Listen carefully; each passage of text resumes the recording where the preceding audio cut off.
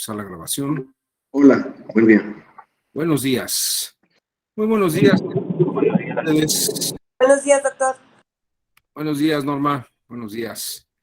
Bienvenidos a este diplomado en pensamiento crítico y estamos iniciando el día de hoy nuestro taller de desarrollo de habilidades críticas. Vamos a ver qué es o cómo ser más crítico, ¿no? No más criticón, ser más crítico, ¿no? Porque ser criticones, pues eso no nos lleva mucho trabajo a muchos de nosotros, ¿no? Pero bueno, a ver el día de hoy. Vamos a hacer algunos ejercicios para desarrollar estas habilidades críticas.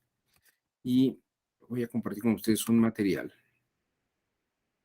Déjenme, a ver, aquí está.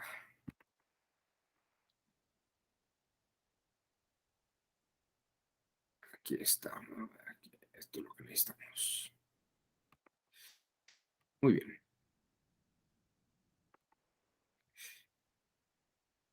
El pensamiento crítico, como habíamos platicado en algún momento, consiste en hacer una serie de juicios, una criba de ideas, distinguiendo eh,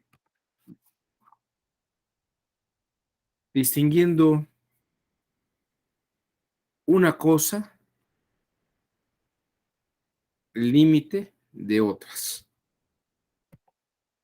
Y cuando me refiero a distinguir, es como el día de ayer estuvimos viendo un caso en el que nos quedamos con un límite procesal, pero podía tener un alcance mayor aquí de lo que estábamos pensando. ¿Hasta dónde mi trabajo o el trabajo de todos solamente debe quedar en los límites de la eficiencia? Yo no sé si ustedes distingan la diferencia entre eficiencia y eficacia. La eficiencia es una serie de procesos que tienen que hacerse de una manera sistemática. Por ejemplo, en las fábricas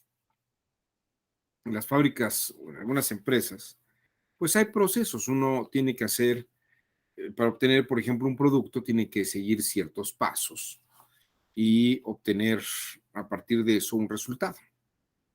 El alcanzar el resultado permite la eficacia. Y la eficiencia es el cumplimiento de los procesos en la secuencia y en el tiempo determinado.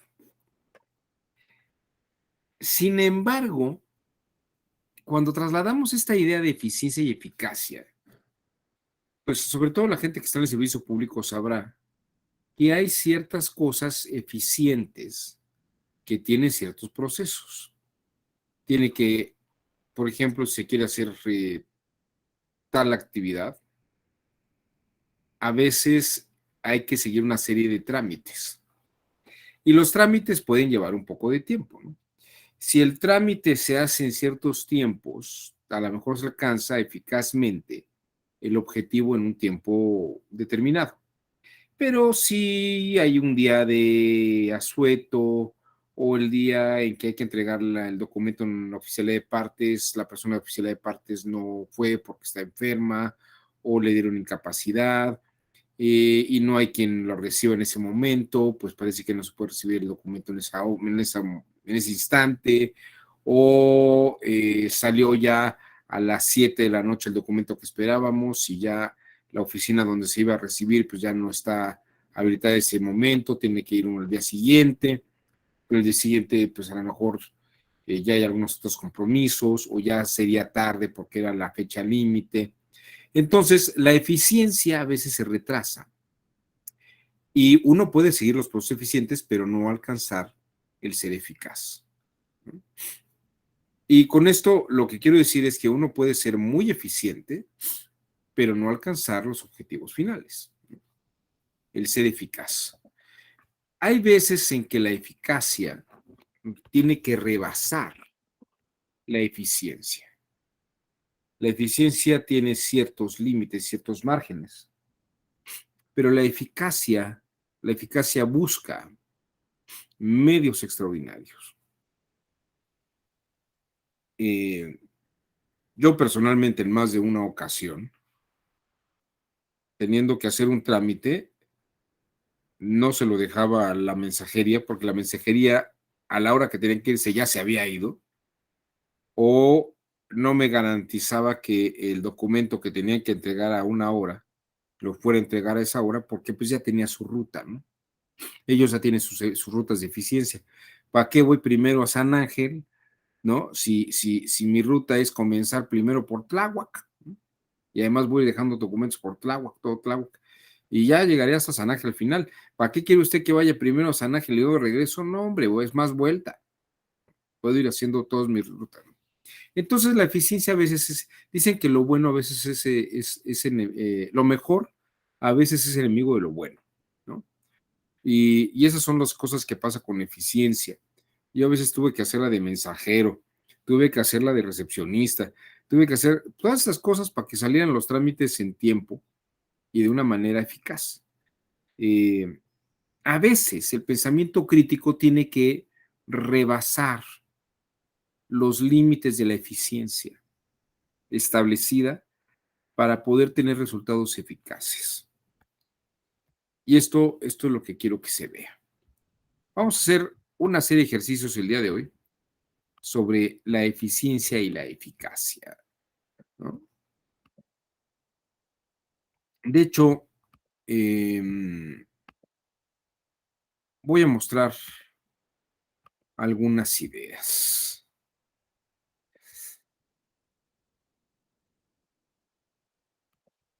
Voy a empezar por aquí.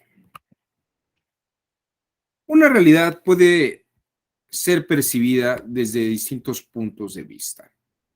Esta imagen que ustedes ven aquí se llama Mi esposa y mi suegra, ¿no? Hay quien ve nada más a mi esposa y hay quien ve nada más a mi suegra. Pero lo que también es cierto es que no podemos ver simultáneamente a las dos. Simultáneamente es en el mismo instante. Tal vez primero puedo ver a la anciana y luego puedo ver a la joven. Yo espero que sí puedan ver a las dos. O hay alguien que solamente ve a la joven o solamente ven a la anciana. Es una imagen muy famosa del teoría Gestalt. Yo creo que todo el mundo la ha visto, ¿no? ¿Hay alguien que no la haya visto nunca? Yo no la había visto. Tampoco la había visto. Tampoco la había visto, solamente veo a la joven, no identifico a la anciana. ¿No ve la anciana? No la veo. No, no la ven. Bueno, que no nos ve la anciana. Bueno, fíjense que lo que es el collar de la joven es la boca de la anciana. Y lo que es, Es por verdad. ejemplo, la Sí. quijada de la joven es la fosa nasal o la comisura de la nariz. Lo que es la mejilla de la joven es la nariz de la anciana. Y lo que es la oreja de la joven, aquí es el ojo de la anciana. ¿Ya lo ven? Ya quedó claro. Muy bien. Ahora, si ustedes se dan cuenta, pueden ver, es la misma realidad, pero percibida desde dos ángulos distintos. Bueno, más bien pueden estar ustedes en el mismo ángulo, pero ven dos cosas distintas. O bien esta otra imagen que se llama la copa o los dos perfiles. Si ustedes se dan cuenta, pueden ver dos perfiles uno frente al otro, o bien pueden estar viendo una copa. Y difícilmente pueden ver primero la copa y luego los dos perfiles, o si ven fijamente los perfiles, pierden la copa. O si quieren ver fijamente la copa, pierden un poco los perfiles. Esto es lo que llamamos en filosofía el principio de no contradicción, que no pueden ver las dos cosas simultáneamente. O sea, pueden ver una y cambiar rápidamente a la otra, pero simultáneamente ver las dos, pues esto es un poco difícil. O ven la copa o ven los perfiles, pero las dos cosas es un poco confuso, incluso hasta le podría doler la cabeza. Es que miren, la realidad misma se percibe de alguna forma desde momentos e instantes. Ahí tienen ustedes aparentemente un hexágono, pero no sé si se dan cuenta que el hexágono también puede ser un cubo en una dirección o puede ser el mismo cubo en otra dirección. ¿Sí lo ven?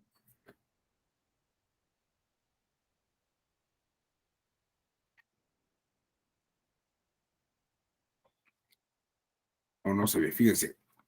Puede ser un hexágono, pero puede estar viendo esto, fíjense, esto como la tapa lateral inferior derecha del cubo, la tapa superior derecha del cubo, y aquí una tapa lateral. Aquí está la tapa lateral del cubo. O bien puedo estar viendo esto como la tapa lateral inferior izquierda del cubo, la superior izquierda del cubo, y aquí está la tapa lateral derecha del cubo. ¿Sí se ve? A ver, déjenme ponérselos así.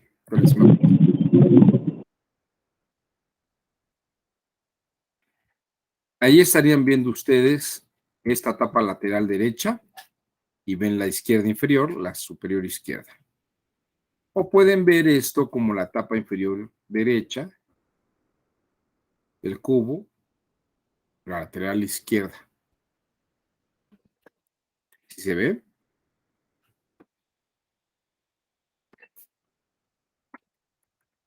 Es decir, ustedes pueden ver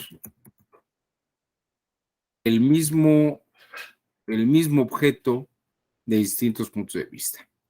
Y aquí tienen ustedes a Protágoras y a Albert Einstein. Albert Einstein es conocido por su teoría de la relatividad. Y Protágoras es conocido por su teoría del relativismo.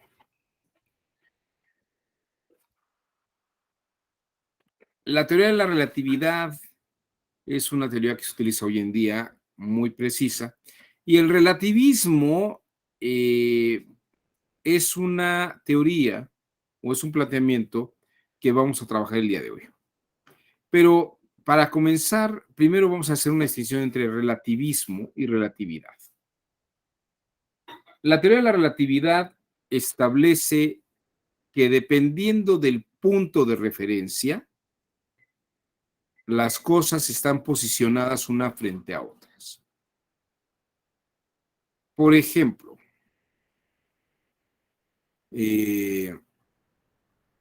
a ver, estimado Antonio Ortiz, si usted fuera el punto de referencia de nuestra conversación, ¿yo estoy aquí o estoy allá?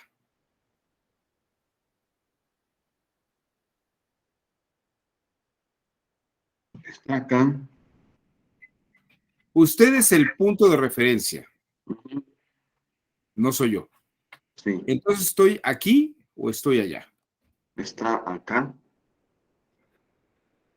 ¿Estoy acá? ¿Dónde estás tú? Sí, porque lo estoy viendo.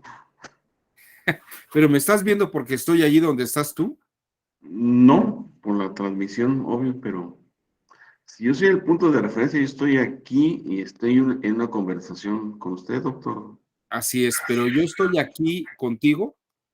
No, pues no, físicamente no. No, físicamente yo estoy allá. Si tú Ujú. eres el parámetro de referencia. Sí, ok. Ahora, Tú, doctor, estás allá y yo soy aquí exactamente. Ahora, en si yo casa. fuera el parámetro de referencia y no tú, físicamente tú estás aquí o estás allá. Estoy allá. Así es. La relatividad lo que establece es que hay que poner por la referencia cuál es el punto de referencia. ¿Quién está siendo el punto del eje? Y la relatividad diría, bueno, es aquí o allá dependiendo de cuál es el punto de referencia, ya sea Antonio o sea yo, ¿no? En el relativismo,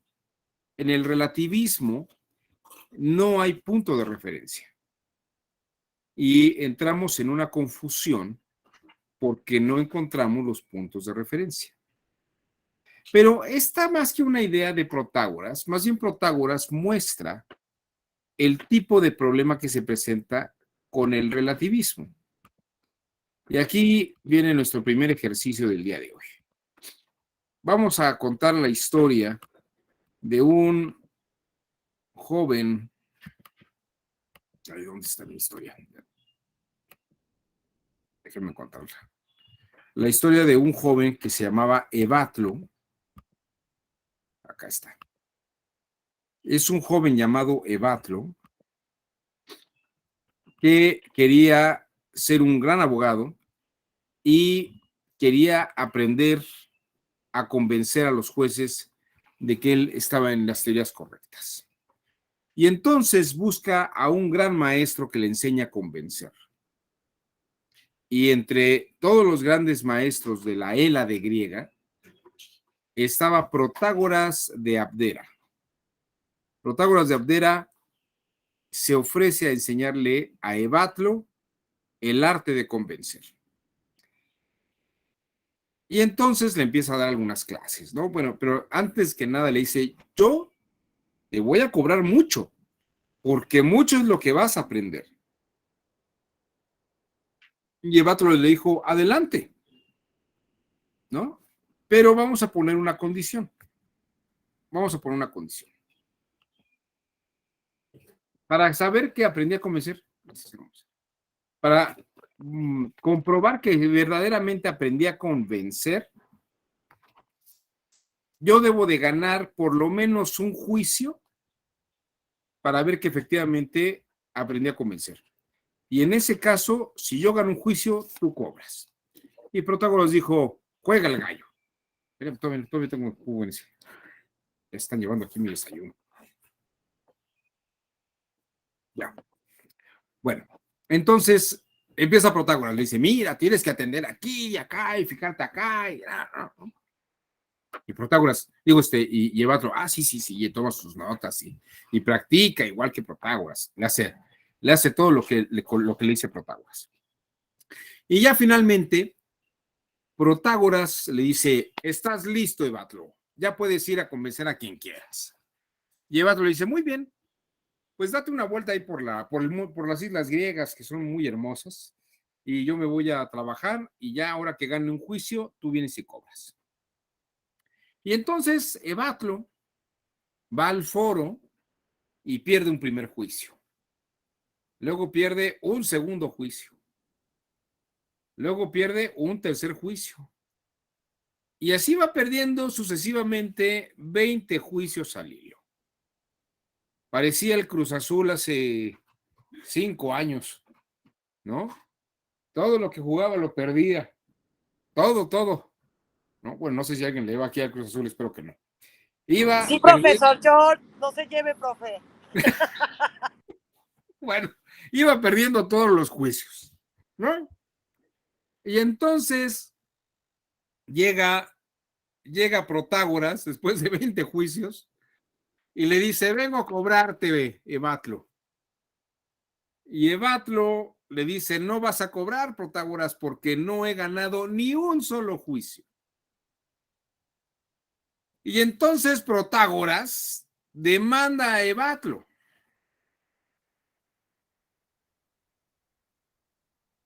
Y resulta que Evatlo va a juicio, le expone a los jueces su situación y los jueces deciden darle la razón a Evatlo. Le dicen, tiene usted razón, Evatlo, la condición no se ha cumplido y por lo tanto usted no tiene por qué pagarle a Protágoras. Y en ese momento Protágoras esboza una sonrisa y le dice, me pagas. Pregunta. ¿Pagará Evatlo a Protágoras? Porque Evatlo le dice a Protágoras, los jueces acaban de decir que no te pago. Y dice Protágoras, pero es que ya ganaste un juicio, me tienes que pagar. Y Evatlo le dice, no, porque yo acabo de ganar el juicio. Y precisamente, Protágoras le dice, precisamente porque acabas de ganar un juicio tienes que pagarme. Pero es que el juicio dice que yo no te tengo que pagar. Aquí tenemos lo que se llama una paradoja. es una paradoja. Y ustedes dirán, ¿qué tiene que ver eso con la joven anciana, con mi esposa y mi suegra, y con el cubo y el hexágono? Tiene que ver mucho. Bueno, pregunta. Me disculpo por el Cruz Azul, pero vámonos a este punto. ¿Pagará Evatlo a Protágoras o Protágoras se quedará sin cobrar? ¿Cuál es la solución que ustedes proponen a esta paradoja? Fíjense que los límites del pensamiento dirían que de manera eficiente no se puede hacer nada. Pero el pensamiento crítico busca los contornos y las aristas. Y además echa a andar la imaginación definiendo tiempos y sentidos. A ver, escucho propuestas.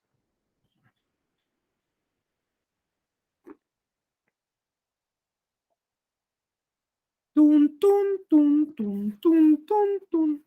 Si Vato es americanista, no va a pagar. Perdón. No, Antonio, yo todavía, yo soy peor, yo le voy al Atlante. Creo que yo y otras 3 personas. Ah, bueno, Norma, ya somos 4. Bueno, pues, Yo soy atlantista de convicción. La verdad es que creo que el último campeonato que ganó fue cuando estaban en Cancún. Pero bueno, ya, eso ya pasó hace mucho tiempo. Están en la final ahorita de campeón de campeones. Pues esperemos para que pasen a primera división, ¿no? No, porque está cerrada, nada más es por un premio y es contra el Morelia, que también está en esa liga. Pues imagínate. Ah, pues tú estás allá en Michoacán, ¿verdad? Así es, sí. Sean bondados con el Atlante, con los potros. Bueno, a ver, entonces, tiempos y sentidos.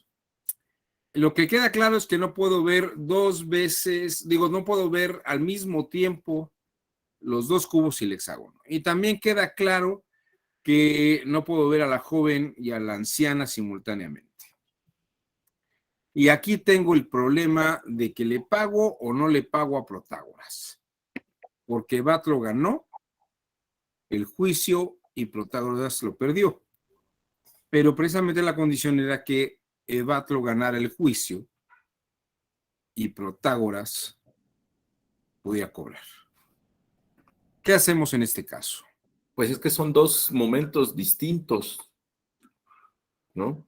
¿Correcto? La primera condición y no se cumple, y al momento en el que le exige el pago sería ya otro momento, otra visión. Así es, Juan Adolfo, efectivamente. Déjame hacer un análisis a detalle de esto que estás comentando. Protágoras demanda a Evatlo en un juicio donde la litis son los juicios perdidos del 1 al 20 de Evatlo.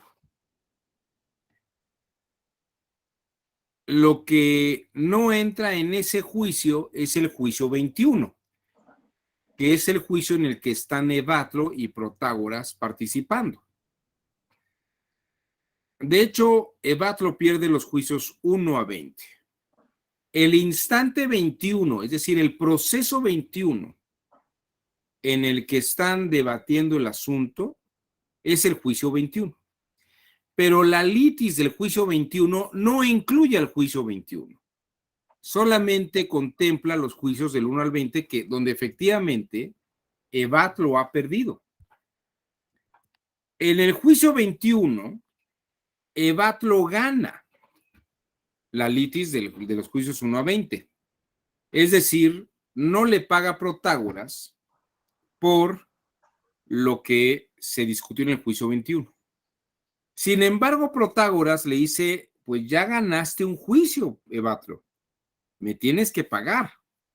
Y entonces Evatlo le dice, no, ya los jueces dijeron que no te pago.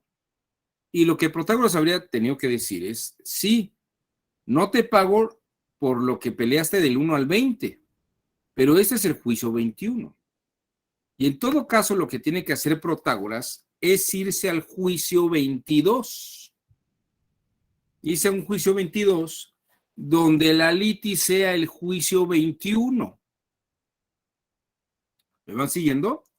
Porque es otro instante y es otro tiempo y por lo tanto es otro sentido. La aparente paradoja, bueno, y obviamente los jueces que están escuchando en el juicio 22 la litis del juicio 21 van a ver que Evatro sí ganó el juicio 21 y cumple la condición de pago a Protágoras. Entonces, Protágoras podrá cobrar, pero hasta que Protágoras gane el juicio 22 sobre el tiempo del juicio 21. ¿No? Esto es como lo de la banda de Moebius. Es una forma dilemática, es un dilema en la medida que no distinguimos tiempos y sentidos, porque estamos inmersos en el mismo instante. Por eso es que lo vemos como dilema. En cambio, si distingo las cosas por momentos y sentidos, puedo distinguir que una cosa es una cosa en un momento y otra cosa, o esa misma cosa es otra cosa en otro instante, en otro momento. ¿De acuerdo? Y efectivamente es un tema de sentidos y tiempos, sentidos y tiempos. Bueno, no sé si queda claro ahí esto, Juan Adolfo. Es un poco esta línea, ¿no? ¿A todos los demás les queda claro? ¿Les queda clara la idea? La paradoja se da porque pensamos que es el mismo tiempo. Ahora, si ya quedó esto claro, vamos a hacer un segundo ejercicio. Vamos a hacer este segundo ejercicio. Aunque ahí está como un poco raro, ¿no, doctor? Porque no ganó ese juicio porque supiera convencer, sino porque se acreditó que no sabía convencer, ¿no? O sea, al final ganó porque se acreditó justo que no tenía ese talento para convencer. Por lo menos en el juicio 21. Pero el juicio 22 sí tuvo la habilidad para convencer, Norma.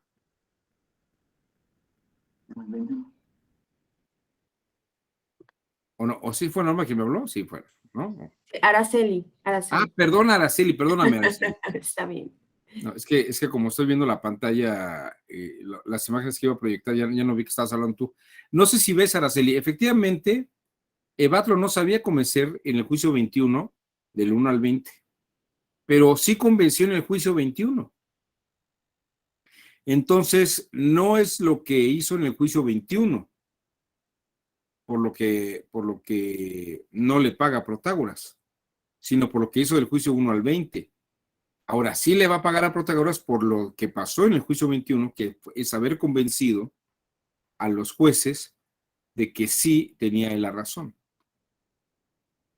¿Sí lo ves, Araceli? Pero sí lo veo, pero el convencimiento al final radicó en que él no había tenido la capacidad para convencer, ¿no? O sea, al final se acreditó la verdad y la verdad era que él no había tenido la capacidad para convencer. En O ese sea, tiempo, en ese juicio, ok. pero en el otro sí lo comprobó. Ok. Es muy importante que distingas eso, ¿eh? Él efectivamente no convencía del 1 al 20, pero el juicio 21 sí lo ganó. Lamentablemente, lo que está en la litis del juicio 21 no incluye el juicio 21. Por eso tienen que irse a un juicio 22. Es otro tiempo y otro sentido. Diríamos que del 1 al 20 ves el hexágono. En el juicio 21 ya ves un cubo. Y en el juicio 22 dices que ves el cubo y no el hexágono.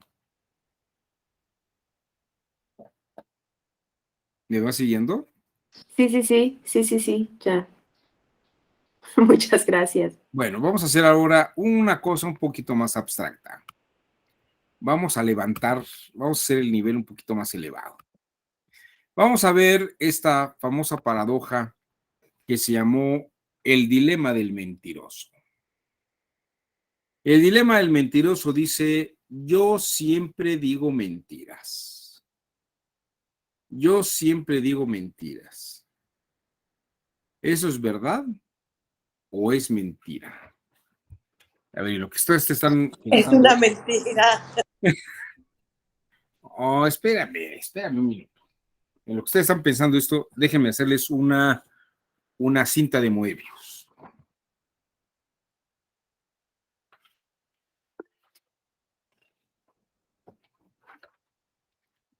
A ver, vamos por partes, como diría Jack el Destripador. A ver, alguien por allí, alguien puso algo acá en el chat. Es mentira. A ver, Yareli, ¿por qué es mentira? Oye, amor, ¿tienes por allí la cinta adhesiva? Buenos días, maestro. Mire, la verdad es que creo que es mentira porque nadie puede decir mentiras todo el tiempo. Y al decir yo todo el tiempo digo mentiras, pues es una mentira. Oiga, perdóneme usted que lo diga, yo no sé si usted es política, pero durante los últimos 3 años, todas las mañanas hay una persona que dice un montón de mentiras todo el tiempo. Sí, pero no todo el tiempo.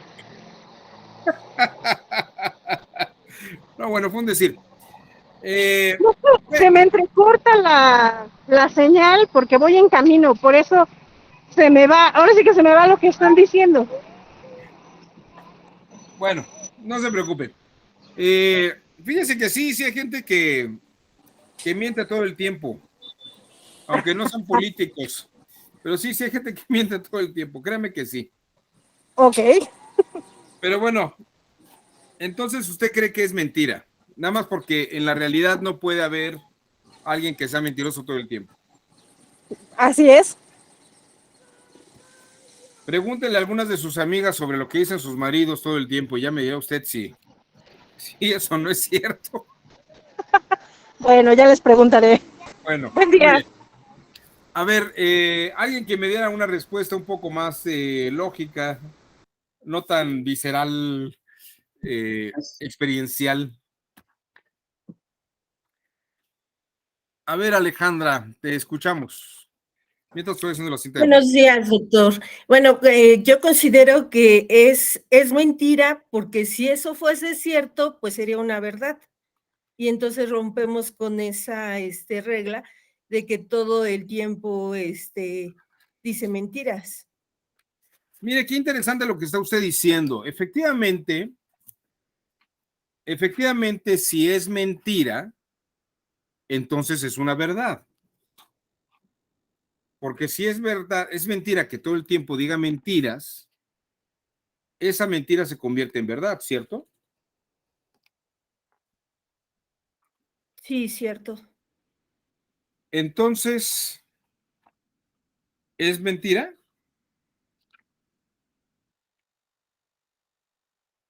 Para mí, sí, es mentira. Pero fíjese, si es mentira, entonces es verdad. Bueno, es efectivamente, ¿O no? sí. Ahora, fíjese bien, si es una verdad que siempre dice mentiras, entonces es una mentira que siempre diga mentiras. ¿Cierto? ¿O no? Cierto. Entonces, ¿cómo resolvemos esta paradoja? Estoy haciendo mi cinta de Moebius para que, si ustedes tienen niños o niñas en casa, hagan esto que les voy a enseñar, los van a entretener un buen rato. Sobre todo en época de pandemia, es un buen entretenimiento. Bueno, entonces ya vieron, fíjense, la paradoja está en que si es mentira, entonces es verdad. Y si es verdad, entonces es mentira. Miren, aquí tengo mi cinta de Moebius. La cinta de Moebius es como esto, precisamente.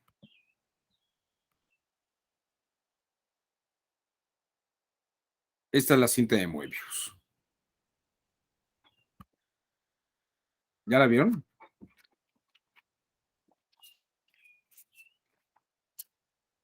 Ok.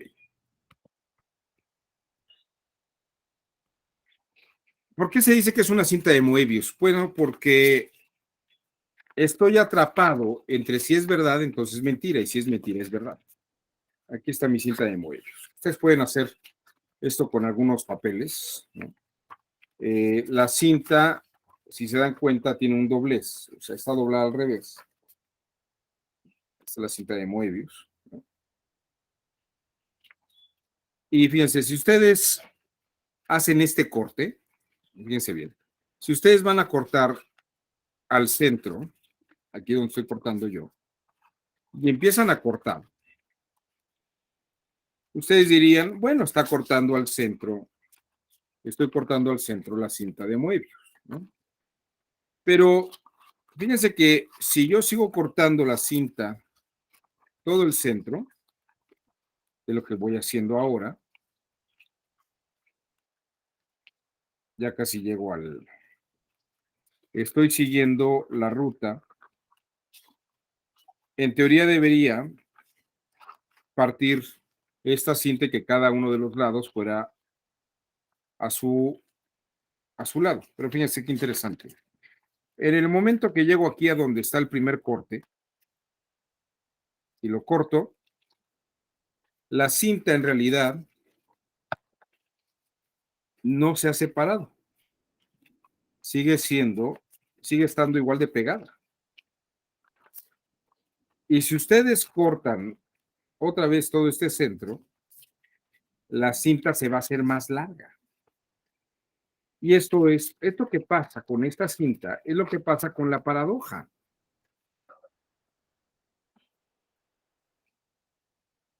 ¿Es verdad? Si es verdad, entonces es una mentira. Y si es una mentira, entonces es una verdad, ¿no? O sea, si es verdad que siempre digo mentiras, entonces es una mentira que siempre diga mentiras. Ahora, si es mentira que yo siempre digo mentiras, entonces es una verdad que siempre digo mentiras. Y cada vez que esté hablando, y es como si estuviera recortando la cinta de Moebius, se va a hacer más larga y más larga y más larga, ¿no? ¿Cómo resolvemos este problema? Es un problema muy parecido al de Protágoras. A ver, ¿qué se les ocurre? Ya prácticamente les di la solución, porque les digo que es como el tema de Protágoras. Entonces hay dos tiempos. El tiempo anterior a esta última afirmación y el tiempo que corre a partir de que hace la última afirmación. Efectivamente, Antonio. Este grupo es bien abusado. Aquí, esto que estoy explicando aquí a veces les cuesta trabajo a muchas personas. Pero esto que dices es muy cierto, Antonio. Fíjate, el primer tiempo, vamos a decir que a las 8:49 con un segundo, yo digo, es verdad. Pero a las 8:49 con 2 segundos o 3 segundos, tú me dices, pero si es verdad, entonces es una mentira. Pero fíjate que es interesante esto, porque es el mismo momento, el mismo instante en el que es verdad y es mentira. No, es verdad a las 8:49 con un segundo y es mentira a las 8:49 con 3 segundos. Es decir, no es el mismo tiempo. Esto es muy importante, porque una cosa es una cosa y otra cosa es otra cosa. Esto que estamos platicando aquí es una de las enseñanzas más interesantes que este filósofo argelino llamado Jean-François Lyotard, me parece que es argelino, no sé si argelino del todo o francés, nos muestra en un par de textos que se llaman Tiempos y Juicios, o en su texto La Diferencia, o el diferendo, en realidad se llama el diferendo, pero la opción en español La Diferencia. Porque lo que explica este señor es que las cosas hay que entenderlas por tiempos y sentidos. Una cosa es algo en un instante, se afirma de ese instante, y otra cosa es lo que esta afirmación es en el siguiente instante. Es decir, hay que ver en qué momento y en qué contexto se afirma que una cosa es algo y en qué momento parece que hay una relación distinta y una paradoja. El pensamiento crítico comienza allí, distinguiendo qué se dice en qué momento y qué implicaciones tiene. ¿De acuerdo? Una cosa es lo que ocurre y otra cosa es el sentido que se tiene. Vamos a poner este ejemplo.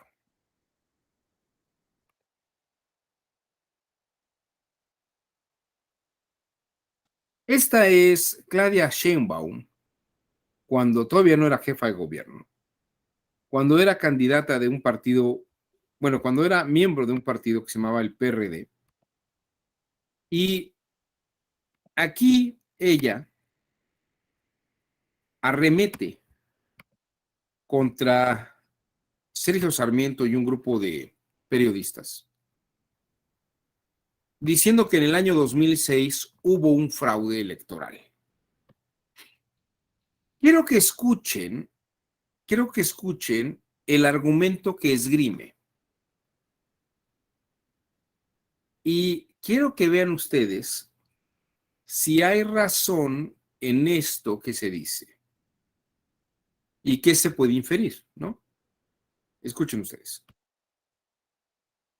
La primera condición para que un país sea democrático, no, es que se respete el voto. Y en esta ocasión no se respeta el voto. Perdóname, tenemos pruebas. ¿Por qué no me permites hablar? Tenemos pruebas de que en 72,000 de las 130,000 casillas hubo fraude. No corresponde.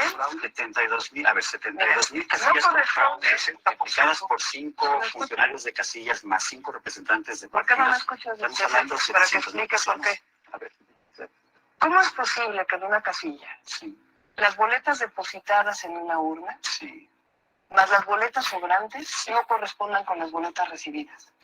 Eso ocurre en 56,000 casillas. Por una sencilla razón, porque la gente que vota no es necesariamente gente de gran educación, hay gente que no deja ahí el voto, hay gente que hace... Quien llena el acta es el secretario, y es tan fácil como esto. Cuando llegan, y eso lo capacita el IFE, cuando llegan las boletas a la casilla, se cuentan las boletas y se apunta, recibimos 700 boletas. Cuando termina la votación, se sacan todas las boletas de la urna y se cuentan, se dicen, votos depositados, 600. Cuando hay boletas sobrantes, se cuentan, 100 boletas sobrantes. Cuando resulta que esa cuenta tan sencilla, no concuerda en 56,000 casillas. ¿Y sabes por qué? Porque alteraron las actas. ¿Cómo se alteraron porque las actas? Tenemos pruebas. Ustedes tienen las actas No, también. porque en muchas actas, en las pocas casillas que se abrieron con el conteo distrital, que tenemos las pruebas, que se abrieron para contar voto por voto. No, el IFE dice que son 2,800, pero en muchas de esas solo se abrieron para sacar el acta. En la mayoría para sacar el acta, no. Te lo digo yo que hemos estado investigando el caso. En las poquitas casillas que se abrieron, Distrito Federal, que tiene una vigilancia enorme, en 200 casillas que se abrieron, resulta que el PAN tenía 300 votos adicionales alterados en las actas, y había votos menos para el candidato de la coalición por el bien de todos, alterado en las actas. Lo mismo ocurre en el distrito 3 de Querétaro. Se abre una urna electoral, tenemos inclusive el video, 100 votos anotados en el acta, que no existía.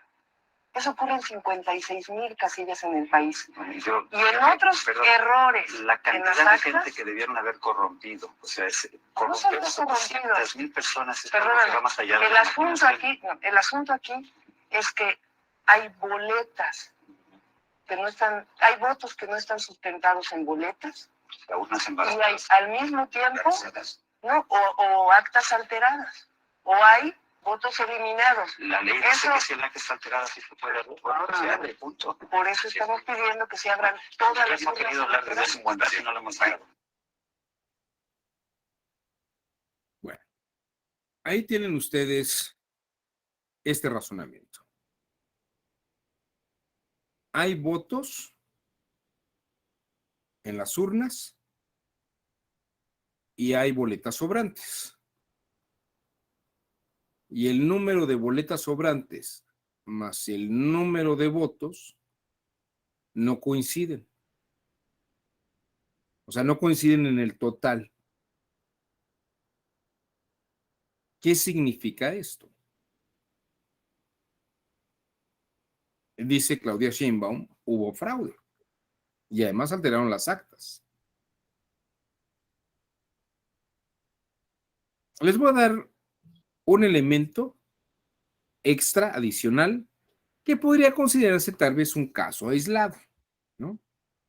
Pero esto es algo que suele ocurrir en varias elecciones. No voy a hablar de estas mismas elecciones, pero también ocurrió en estas elecciones.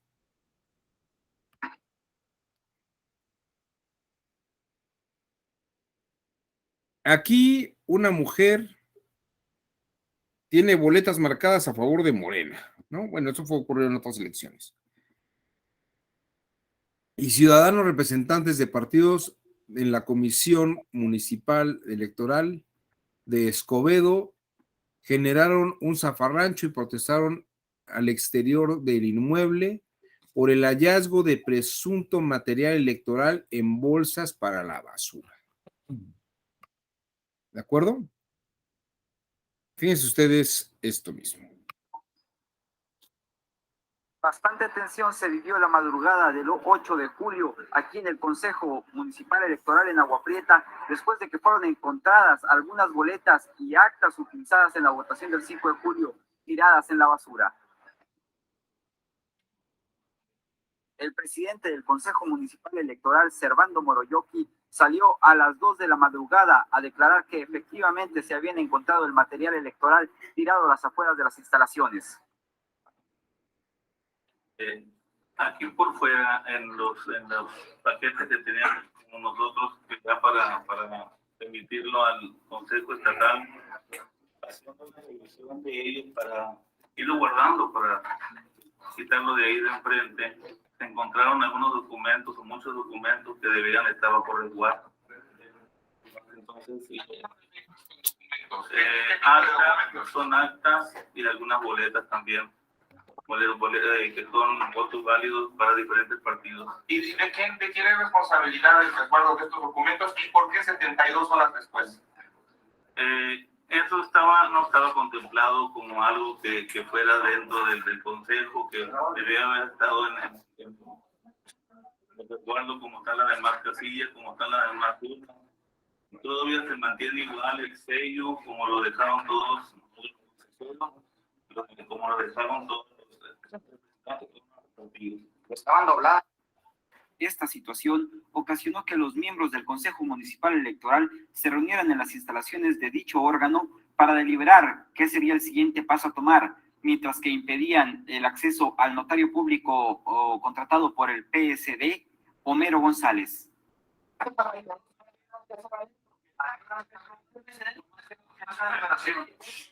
Que estoy aquí a la 1 de la mañana y son la 1 de la mañana y son la 1:30 y hasta ahorita le están permitiendo el acceso. Ok.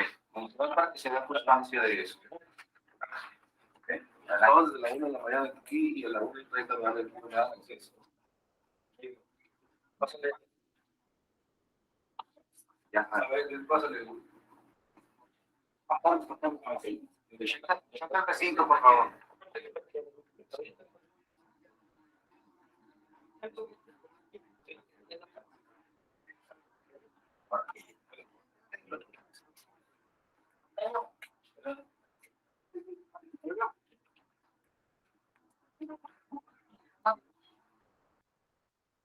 Bueno.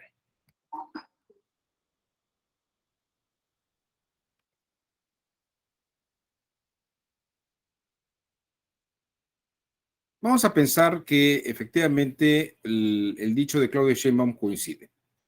Y además encontramos boletas marcadas en los botes de basura. Son dos hechos aislados, son parecidos, tienen conexión uno con otro. Vamos a ver, ¿qué piensan ustedes? A ver, adelante, Juan Adolfo. Gracias, doctor. Bueno, lo que pasa es que en los procesos electorales es común encontrar argumentos que tratan de mezclarlos y hacerlos como argumentos válidos y totalitarios. Y en la función electoral lo que tenemos que hacer es ir separando.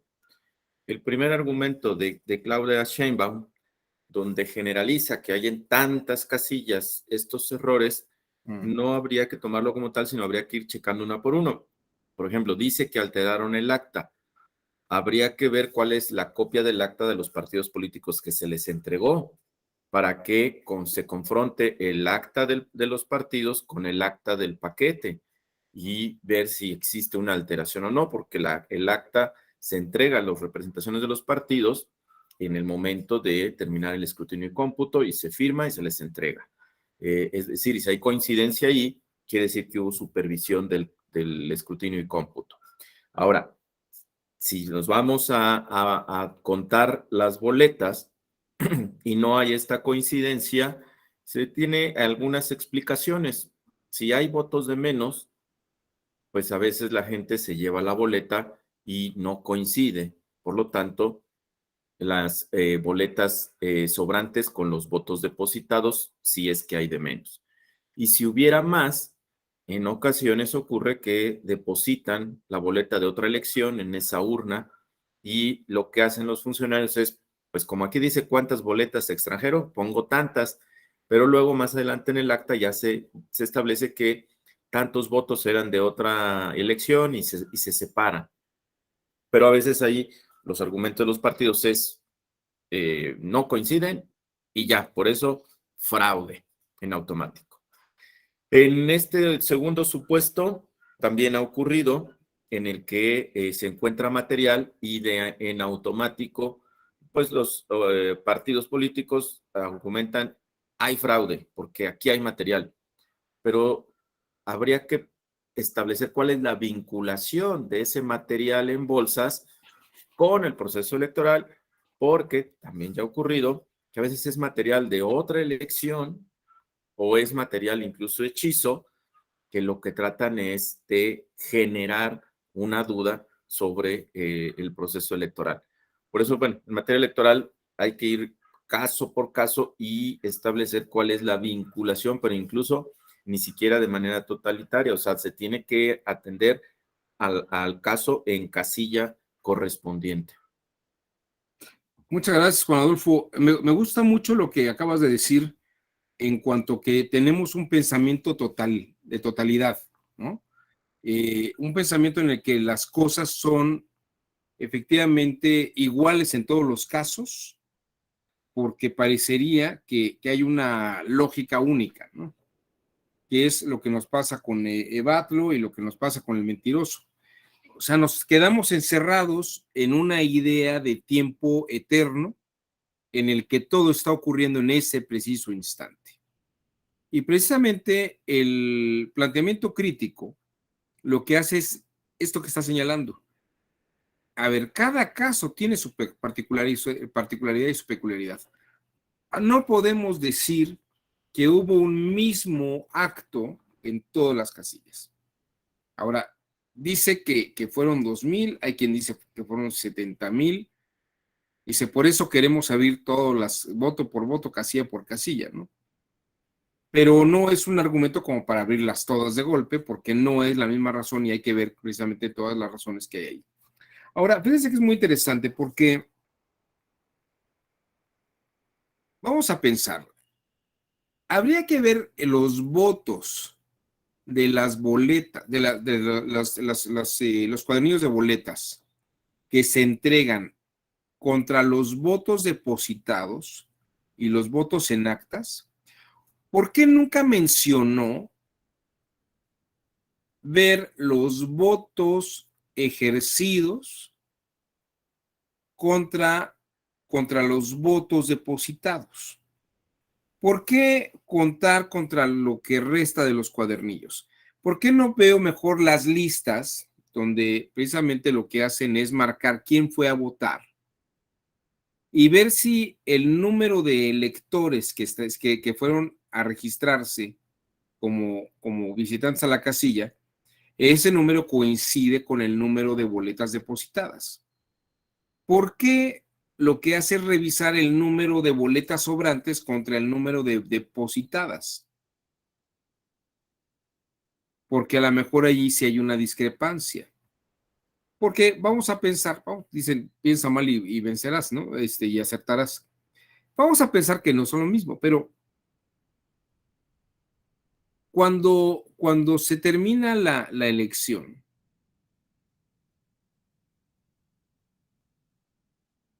las boletas sobrantes, ¿hay un control sobre la boleta sobrante? ¿O hay quien anula las boletas sobrantes? Se tienen que anular. Ahora, cuando se anulan las boletas sobrantes, al final ¿qué se van a hacer? Se van marcando, ¿no? Sí, se van cruzando. Fíjate que es muy interesante porque tú puedes cruzarlas, pero cruzas toda la boleta o cruzas un partido en particular. No, se inhabilita cruzando toda la boleta. Bueno, aquí lo interesante es que tendrías que pasar todas, ¿no? Y es un trabajo que no Son somos. diagonales, ni siquiera se cruzan. Son puras diagonales. Ahora, es interesante porque puede haber en algún momento gente que esté marcando las boletas sobrantes y arrancándolas de los cuadernillos. Y eso va a la basura. O te lo puedes tirar a la basura o puedes ir a cualquier otra parte, ¿no? No, va al paquete. Se tiene que ingresar al paquete. Incluso, ahorita recuerdo, hay un video que anduvo circulando donde está una mujer desprendiendo y tachando y lo querían hacer valer como argumento o como prueba de que estaban haciendo fraude. Y después se aclaró que estaban justamente cruzando boletas que ya no se utilizaron en otra elección. Ahora, habría que ver efectivamente si estaban cruzando las boletas o las estaban anulando o las estaban agregando, porque aquí lo interesante es, yo puedo anularlas. Y en algún momento habría que tener control sobre efectivamente que todas esas boletas anuladas, ¿no? Ahora, fíjate que es interesante porque podríamos estar arrancando del cuadernillo boletas en algún momento que no se diera cuenta la gente y por ahí tirarlas, ¿no? Yareli dice, va a la basura, pero después de un determinado tiempo y no va a la basura común, sino que hay acuerdos para que esa documentación electoral se recicle. Pues debería hacerlo muy bien, ¿no? Aquí está el punto. Lo que queda en las boletas siempre tendría que coincidir matemáticamente contra lo que se depositó. O si hay un control, ¿no? Pero ¿qué tanto control hay sobre las boletas sobrantes? No hay una coincidencia exacta solamente con esas dos variables, porque también está la posibilidad de que los representantes de partidos políticos puedan ejercer su voto en la casilla en la que están. Ajá. Ellos no aparecen en el padrón electoral porque a veces son de otra, les corresponde otra casilla, pero la ley les permite que puedan ejercer ahí su voto. Entonces, para ahí, si queremos contar del cuadernillo votantes y votos, no va a coincidir. Hay más. Y eso también nos llega a alterar el resultado si nada más queremos boletas sobrantes y votos.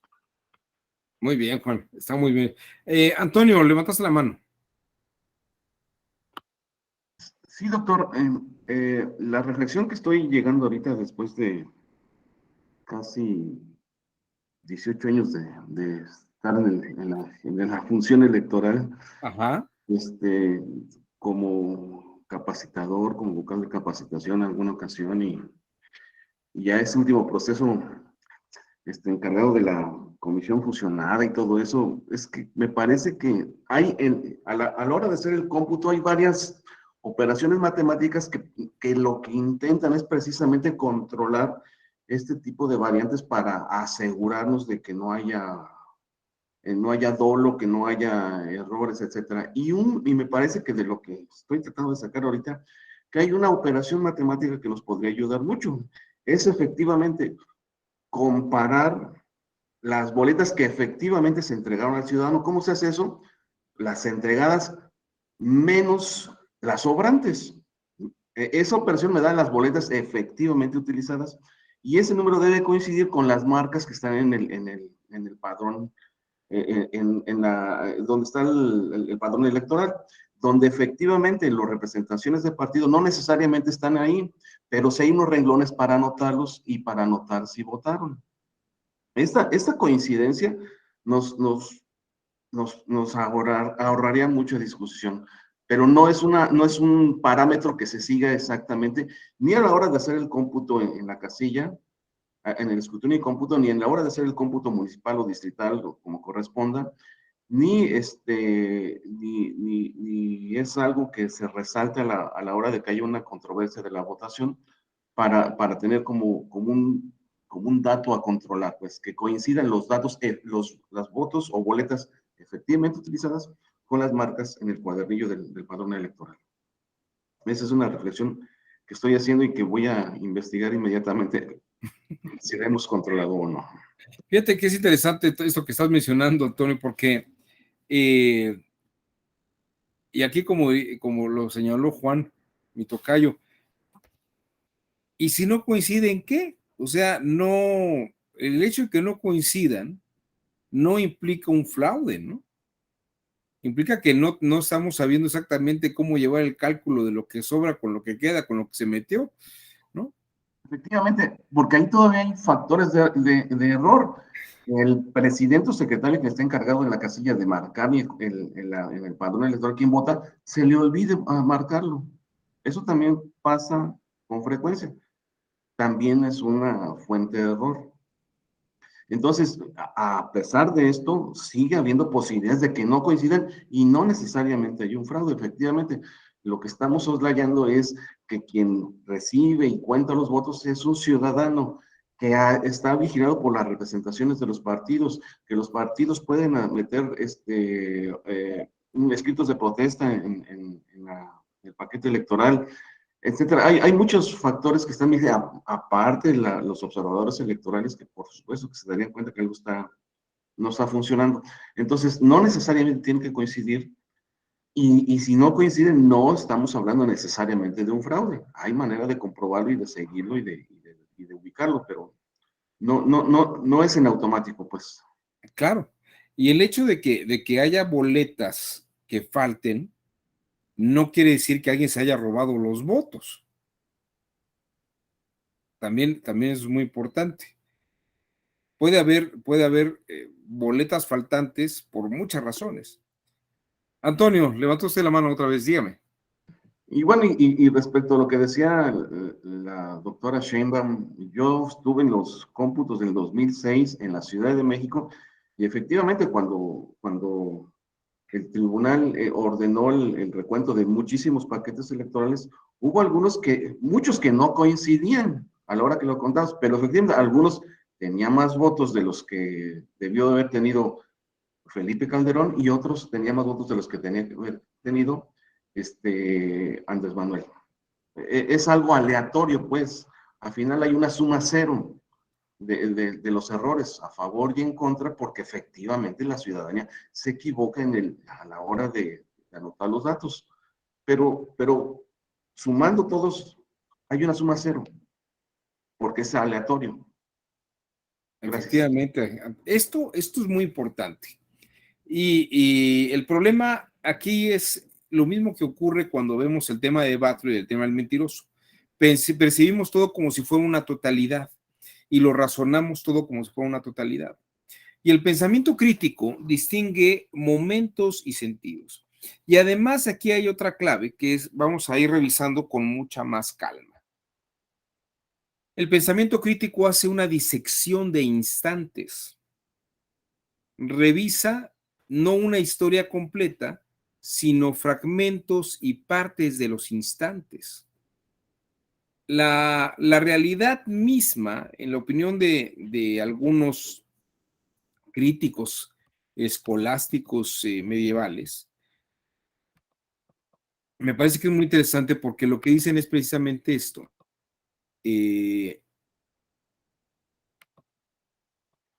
Dicen, la realidad está en instantes. Déjenme mostrar esto. La realidad está en instantes. Entonces, una realidad que... Esta es la lámina que les quiero mostrar.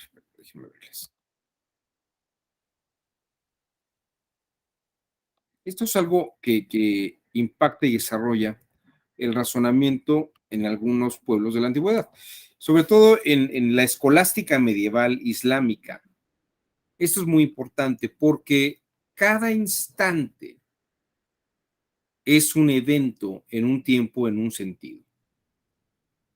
Y hay que distinguir los instantes y los tiempos y los sentidos. Cuando logramos distinguir tiempos y sentidos, dejamos de ver las cosas como un evento en la totalidad. Oiga, pero es que esos instantes están en el mismo asunto. Bueno, puede ser que sí, que esos estén en el mismo asunto, pero el hecho de que estén en el mismo asunto no quiere decir que sean el mismo asunto. No quiere decir que sean el mismo asunto.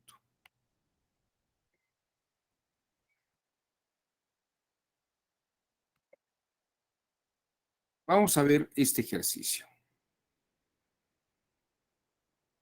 Bueno, primero se los platico. Es un ejercicio interesante. Vamos a pensar que Antonio y yo vamos a jugar volados, ¿no? Vamos a jugar el que gane 3 de 5 volados. ¿Te parece? Va a ganar 3 de 5 volados. Y entonces Norma, Juan Adolfo, Alejandra Millán, Yareli, Araceli, Dulce, todos ellos deciden apostar, ¿no? Hay quien está a favor de Antonio y hay quien está a favor mío, ¿no? Entonces empezamos a jugar. Y Antonio gana el primer volado. Y entonces las apuestas se mueven. Juan Adolfo y Norma mueven sus apuestas en vez de a favor mío, a favor de Antonio, ¿no? Entonces Antonio vuelve a tirar y vuelve a ganar el volado. Ya van 2. Quedamos que es el que gana 3 de 5, ¿no? Y en ese momento nos llaman nuestras respectivas parejas. Y nos dicen, vente para la casa, ya es hora de comer, ¿no? Y ya no pierdas el tiempo con tu amigo. Y entonces Antonio y yo, que somos muy obedientes, decimos, bueno, pues tenemos que parar el juego aquí. Otro día seguimos. Pero Juan Adolfo y Norma Elena, ¿no? Y Yarel y Araceli y todos los demás, Dulce, quieren que les den su lana, ¿no? Dicen, bueno, Antonio ya ganó 2 de 3. ¿A cómo repartimos el dinero? ¿Les devolvemos a todo el mundo lo que estaba apostando? ¿O ya en consideración de que él ganó 2 y estuvo a punto de ganar el tercero, digo, no lo ganó, ya vamos a darle el triunfo a Antonio? La pregunta aquí es, ¿qué probabilidades tiene Antonio de ganar el partido y qué probabilidades tengo yo de ganarlo? Eso es lo que se pregunta Norma, Juan, Araceli, Yareli y Dulce, para ver cómo se van a repartir la lana a la siguiente tirada, que ya no se pudo hacer. ¿Qué dirían ustedes? ¿Qué probabilidad tiene Antonio de ganar el partido? ¿Y qué probabilidad tengo yo?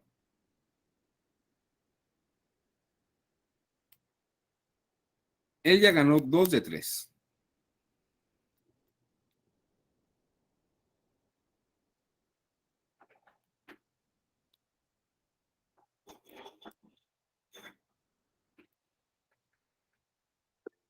A ver, Norma.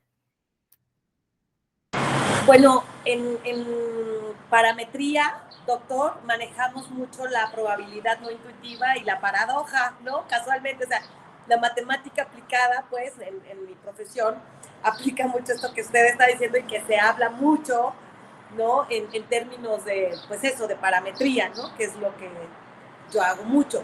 Entonces, yo aquí, pues la verdad es que todavía no hay una tendencia clara, porque no hay una fórmula muy específica, pero no me voy a meter esas broncas. En palabras lisas y llanas, pues existe una probabilidad, digamos, del 0.01% mayor hacia Antonio. Pero acordémonos que existe la causal azar, ¿no? Que le llaman la famosa causal de azar, ¿no? Esto también, insisto, está mucho en la probabilidad antiintuitiva, que habla de justo, es increíble, pues me está llegando así la magia, porque digo, es increíble cómo el derecho puede cruzarse, ¿no? Con áreas tan hermosas, bueno, para mí, como la estadística y la probabilidad, ¿no? La matemática, me parece, estoy así súper impresionada, doctor, qué padre. Pero bueno, yo hablaría de un porcentaje muy, muy, muy poco si hacemos uso del azar, hacia Antonio, ¿no? Pero no sería todavía suficiente para apostarle más. O sea, si yo no cambiaría mi apuesta si yo le aposté a usted, porque no está, salvo que en ese momento, como usted lo dice, cambien las reglas y digan, bueno, tienen chance de hacer un movimiento más porque vamos a tirar otra vez la moneda, ¿no? Y entonces, y ya, se acaba el juego, porque pues, eran más tiros, la probabilidad era más amplia. Gracias, doctor. No, muchas gracias a ti, Norma. Antonio, yo sé que vas a decir que tú tienes todo el ánimo de ganar, ¿no? Hoy es la única vez que he estado en este taller en mi casa y no tengo a la mano mis herramientas para hacerlo, pero entiendo que hay 8 posibles combinaciones de resultados y solamente una de esas combinaciones hace que tú ganes. Por lo tanto, tienes 1/8 de posibilidades de ganar y yo tengo el restante 7/8 de ganar, me parece. Ok. Bueno, déjenme decirles que esta temática es una, pues podríamos decir que efectivamente es una paradoja, que en el siglo XVII tuvieron que resolver o andaban resolviendo Pierre de Fermat, un jurista que le gustaba la matemática, y Blas Pascal. Y estaban precisamente averiguando resolver este problema. Este problema que lo resuelven en el siglo XVII estos señores, es un problema que data de la Edad Media, del siglo XIII. O sea, estos señores se tardaron más o menos 4 siglos en dar una respuesta medianamente interesante, ¿no? Y antes de que se vea la respuesta que dan estos dos caballeros, déjenme pasarles un pequeño video de Hannah Arendt, una filósofa que explica que podemos hacer muy buenos datos estadísticos siempre a pasado, pero es imposible hablar del futuro. Vean ustedes lo que dice Hannah Arendt. Y ahorita lo comentamos.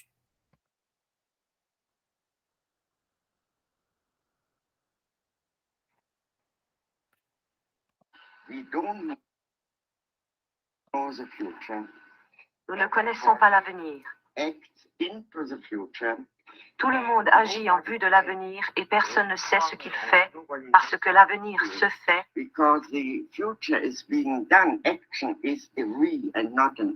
L'action est faite par nous et non pas par moi. Ce n'est que lorsque j'agis seule, si j'étais la seule, que je pourrais prédire ce qui va se passer à la suite de mes actes. Il semble donc que ce qui s'est vraiment passé soit entièrement du domaine de la contingence, et de fait, la contingence est l'un des plus grands facteurs de l'histoire. Personne ne sait ce qui va arriver simplement parce qu'il y a tant de choses qui dépendent d'une énorme quantité de facteurs variables, c'est-à-dire du hasard.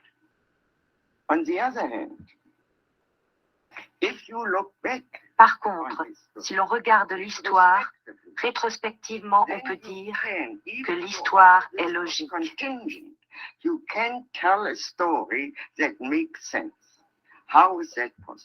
Comment cela a-t-il été possible? C'est le véritable problème de toute philosophie de l'histoire. Comment est-il possible qu'après coup, il semble toujours que les choses n'auraient pas pu se passer autrement? All the variables have disappeared and reality is of such an overwhelming. La réalité a un impact si puissant que nous ne pouvons pas prendre la peine d'envisager une variété infinie de possibilités. Infinite variety of perhaps possibilities. Bueno, esta es la opinión de Hannah Arendt. Y fíjense que a mí me deja pensando varias cosas. Y claro, cuando hablo con las actuarias o los actuarios, pues me dicen que sí hay una forma de ver hacia el futuro, pero lo que dice Hannah Arendt también no deja de ser inquietante. Déjenme platicarles, ¿tú conocías la solución de Fermat y de Pascal, Norma? ¿Sí conoces esa? Lo que plantean Pascal y Fermat es que la probabilidad es del 50%. Y se los voy a poner en estos términos para más fáciles. Vamos a pensar que Antonio tuvo una hija. Su esposa tuvo una hija. Y al año se vuelve a embarazar y tiene una segunda hija. Y el tercer año se vuelve a embarazar y tiene una hija. Ya tiene 3 hijas. La esposa se vuelve a embarazar una cuarta vez. ¿Cuál es la probabilidad de que salga una hija? O sea, estadísticamente puedo sacar porcentajes a pasado, pero cada vez que la señora se embaraza, ¿no? Y hay que felicitar a Antonio por esa capacidad reproductiva tan alta que tiene, ¿no? Y querer tener tanta familia, hay que decirle a Antonio que cada vez que su esposa le dice, adivina qué, tiene un 50 y 50% de probabilidad de que sea hombre o mujer. Cada tirada es un 50 y 50%. Esto que estoy mostrando es el mismo tema que estaba mencionando Juan Adolfo. Parece que vemos las cosas como una totalidad y no, las cosas no son totales. La realidad no es una sola. La realidad acontece de manera separada por instantes. La realidad no es una cuadrícula exacta ni un parámetro definido y tiene montones de circunstancias. Ahora, estadísticamente podríamos sacar, y los actuarios aquí tienen mucha más experiencia, qué es lo que podría ocurrir. Pero precisamente esta lección que nos da la actuaría, en todo caso, y que aquí Norma seguramente nos puede dar una explicación matemática más sensata, es lo mismo que ocurre con el pensamiento crítico. Hay que distinguir las cosas en los momentos y en los instantes. Podemos sacar totalidades, pero a pasado, no a futuro. Podemos hacer estadística de todo lo que ha habido, pero no a futuro. Juan Adolfo, te escuchamos. Gracias, doctor. Primero un apunte. El ejemplo que usted puso de Antonio, le puedo decir que en mi familia política fue real.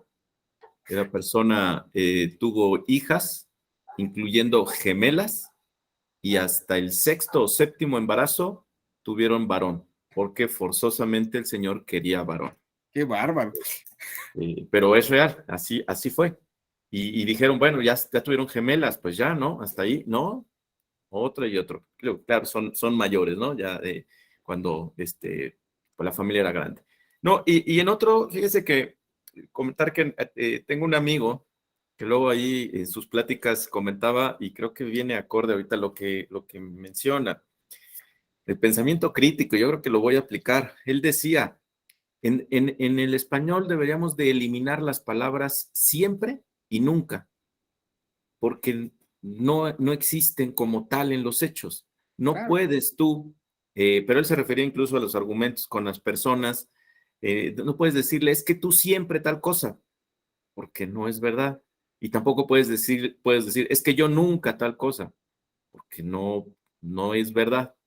Entonces, me parece que, y en derecho así lo he visto en mi actividad electoral, en el que no podemos generalizar, ¿no? A lo mejor no argumentos totalitarios, pero es no generalizar. Y en algo que yo me he estado investigando y que he estado también estudiando, la comunicación política, el asunto de la realidad. Y ahora con las redes y esta cuestión de videos, tratan de presentar un video como generalizando algo, cuando ese video, si bien sí nos dice una imagen más real, con movimientos, a diferencia de una foto, que viene siendo también lo mismo, no podemos determinar fecha, lugar. Nos presentan videos donde dicen, miren, aquí están formados, aquí es donde está la compra del voto, miren, aquí está la prueba, están formados, se meten y ahí adentro es donde les dan el dinero. Pero no se ve ni el dinero, ni que yo te firmo, ni el voto. Son suposiciones que luego ya de ahí las quieren extrapolar, generalizar, y bueno, pues de la parte de la autoridad que me ha tocado estar, tenemos que argumentar y tenemos que decir por qué no y que no se debe considerar, y luego transmitir, en difundir y comunicar de manera muy didáctica, porque la gente pues sí se va con esa idea, ¿no?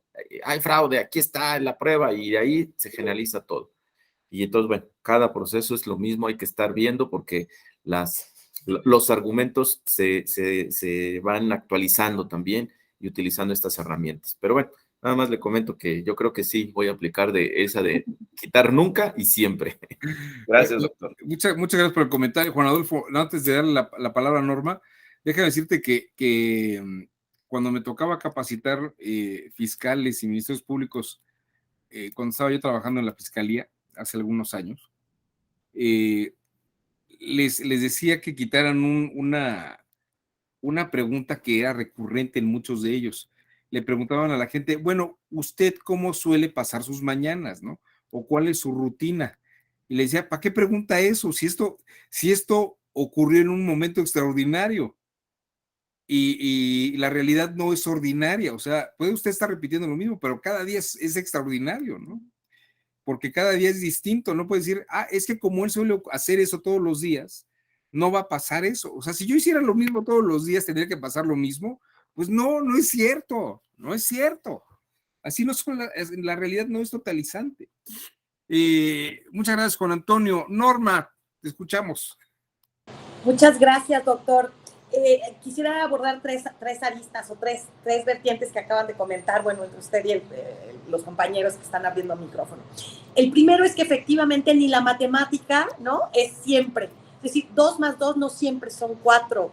Y es increíble, ¿no?, porque nos vamos con esa inercia, porque si ponemos, ¿no?, una ecuación de primer grado, una ecuación de segundo grado, ¿no?, ya no es 4, ¿no? Si tiene un potencial, ya no es 4. Entonces, sí creo que la homogenización, ¿no?, la hegemonización, todo esto que venga como a poner todo igual, en cualquier ciencia incluida, insisto, ahora gratamente detecto que en el derecho también, que es, creo que para mí la ciencia que era más difícil de entrar en un sistema como la sociología, ¿no?, que sí tiene obviamente muy claro que nada es todo, ¿no?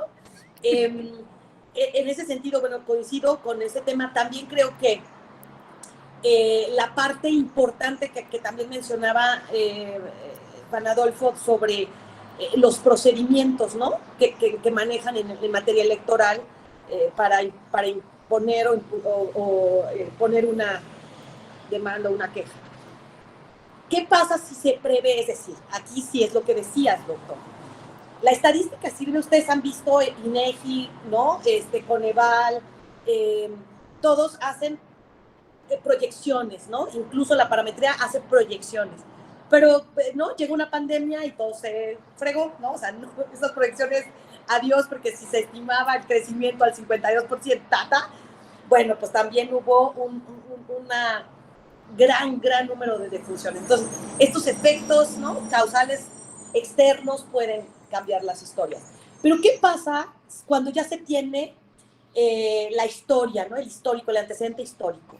En el caso específico de nosotras, las personas ciudadanas no abogadas, acuérdense que yo siempre voy a estar en esa posición, quienes no somos abogados, abogadas, quienes no tenemos esta expertise. Y yo quiero hacer una denuncia, ¿no?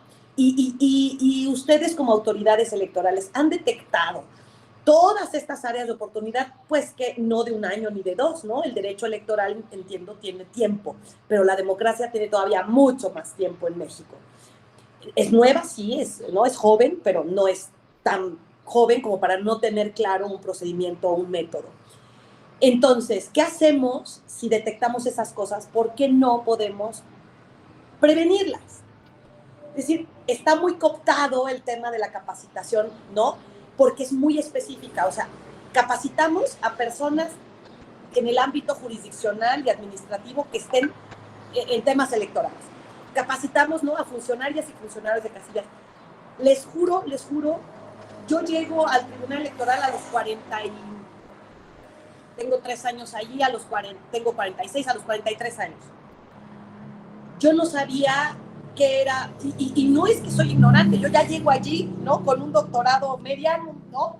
En otra materia, pues, pero ahí iba yo de pasante de doctorado. Entonces, el que me explicaran cuál es la función y la naturaleza exacta, ¿no? De un tribunal en mi materia, ponencia es una acción, es un verbo que se ejecuta a la hora de disertar un tema. Resulta que yo llego a un tribunal que me dicen, ve a la ponencia, dije, ay, ¿qué voy a dar? ¿Qué tema voy a preparar? ¿No? Se referían a un espacio de gente. Fíjense nada más qué complicado, pues. Y no tiene que ver con que yo sea abogada o no. Creo que tiene que ver con que hay una brecha, ¿no? Entre lo que se implementa, que me parece que es muy bueno, y cómo se baja, porque si el conocimiento no baja, desde mi perspectiva, por supuesto, no tiene sentido. No tiene sentido que se estén implementando acciones que regulen si no hay acciones que prevengan. Entonces, ahí yo nada más me quedaría como con ese hito de decir, hagamos algo desde quienes pueden hacerlo, pues, para que la ciudadanía entienda con dibujos, ¿no? Siempre voy a felicitar al magistrado Lamata, pues, ¿no? Cuando fui a su presentación de las infografías, yo le quería besar las manos, pues porque soy pedagoga también, ¿no? Entonces, claro que entendía yo una sentencia perfectamente dije, vaya, o sea, gracias porque entiendo. Eso es todo, gracias, doctor. No, pues muchas gracias a ti, Norma. Fíjate que esto es una de las cosas que ha llevado también a lo que se llama justicia abierta, que el magistrado de la Mata también es una de las cosas que ha procurado modificar y cambiar, que la sentencia, las resoluciones se escriban en un lenguaje ciudadano, acabar con estos tecnicismos obscuros y que la gente, cualquier ciudadano ciudadana pueda leer un texto, una sentencia, una resolución y entender las razones. Y el hecho de que no se utilicen necesariamente tecnicismos en la mayor parte de una resolución no le quita el carácter de jurídico. Incluso la Suprema Corte de Justicia tiene algunos modelos interesantes de sentencias en lenguaje ciudadano, donde todo el aparato técnico jurídico va a pie de página, ¿no? Todas las citas, las jurisprudencias, lo que es documentación normativa, documentación procesal, va a pie de página. y en el cuerpo, la redacción de los argumentos en un lenguaje accesible. Esto es una cosa que seguramente tardará todavía, pero ya se está empezando a dar capacitación y formación en ese sentido. Tal vez tendremos que dejar que pase una generación para que obviamente entremos en una dinámica distinta. Pero efectivamente, y lo que hace el magisterio de la Mata es muy interesante, las infografías tienen una función pedagógica.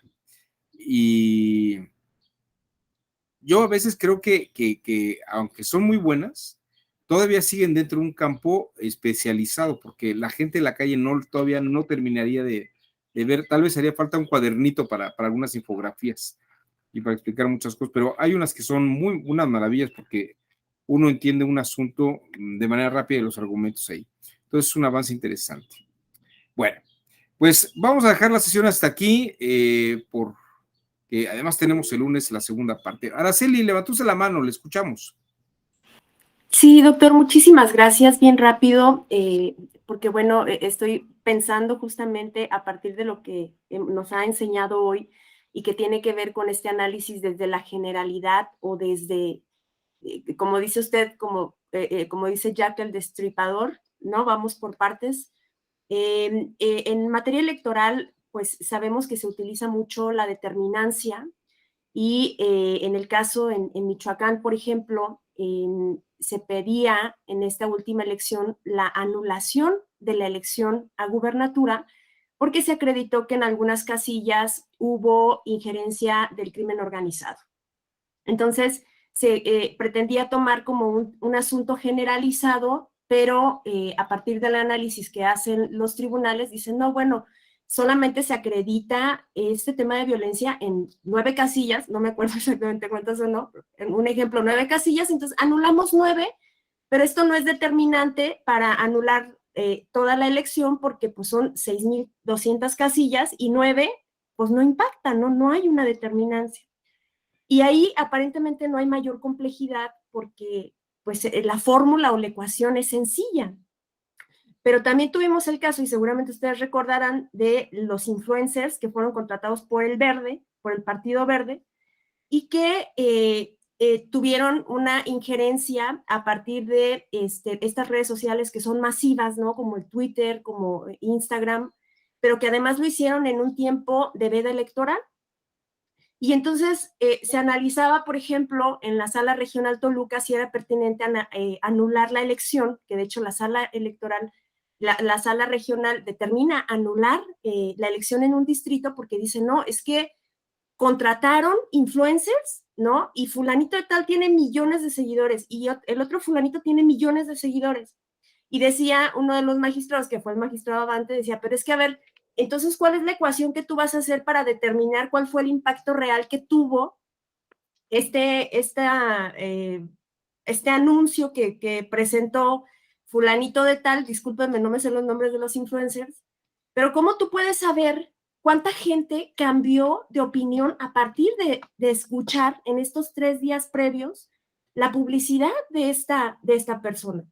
Un ejemplo pudiera ser, pues vamos a analizar cuál ha sido el histórico de votación de este partido en este distrito, por ejemplo, y empezaban a analizar, ¿no? El número de seguidores que tenían estos influencers, el alcance en Twitter, ¿no? El alcance de las redes sociales, y a partir de ello trataban de determinar si era viable o si había sido determinante o no.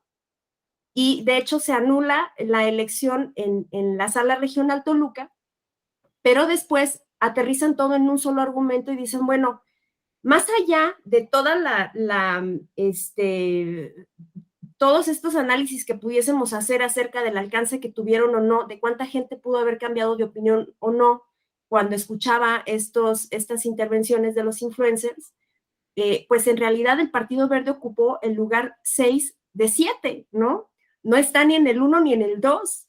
Entonces, no podemos anular la elección porque pues ocupó finalmente un lugar que no fue determinante o un número de votos que no fue determinante como para que tú finalmente anules una elección.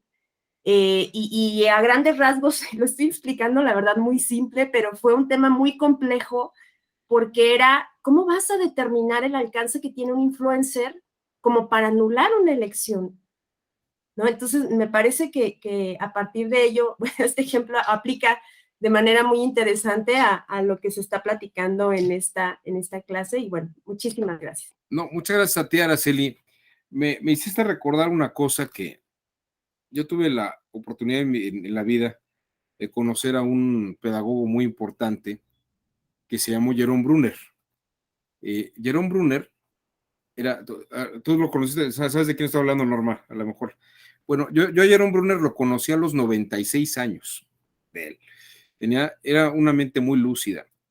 Y en una ocasión, una de las ocasiones que tuve la oportunidad de platicar con él, le preguntaba de estos teóricos que trataban de formalizarlo todo y tenerlo muy, muy así organizado, ¿no? En particular estaba yo preguntándole a Erich Fromm, que él conoció a Erich Fromm personalmente, porque Erich Fromm tenía toda una metodología en la que quería hacer psicoanálisis y quería hacer sociología. Aquí en México, por ejemplo, estuvo 10 años psicoanalizando 800 campesinos mexicanos en Chiconcuac, Morelos, y también hizo el estudio sociológico. Hizo el estudio, el levantamiento de campo en esa zona, allá por la cementera del estado de Morelos. Y me dijo, esa gente, me dice, Erich Fromm era un hombre que sufría mucho. Y es una de esas personas muy sufridas. Es un poco en tono de burla, porque lo que me quería decir es, la realidad, me decía esto, me decía, el cerebro humano tiene el mismo número de neuronas, o sea, el cerebro humano tiene el mismo número de neuronas que estrellas en nuestra galaxia. Son 100 millones de neuronas. Entonces me dice, es prácticamente imposible que puedas organizar el pensamiento de una forma estándar en todo mundo y que todo mundo lo piense exactamente igual y que la realidad se comporte exactamente igual en todos los casos, ¿no? Tú puedes tener con metodologías científicas acercamientos, puedes tener lecturas, pero son aproximaciones. La realidad, gracias a Dios, no es exacta, porque si no nuestra vida sería terriblemente aburrida, ¿no? Entonces, yo les diría, siguiendo a Brunner, pues está bien, utilicen la metodología, pero no sufran tampoco. La realidad no es total. La realidad tiene sus instantes y hay que disfrutarlos y aprovecharlos. Por eso cuando saluden a alguien, aprovechen esos abrazos y esos besos, porque pueden ser instantes muy sabrosos que no se repitan. Bueno, les deseo un muy buen fin de semana y nos vemos el próximo lunes. Hasta luego. Gracias, hasta luego. Hasta luego, Gracias, hasta luego. Gracias. Gracias.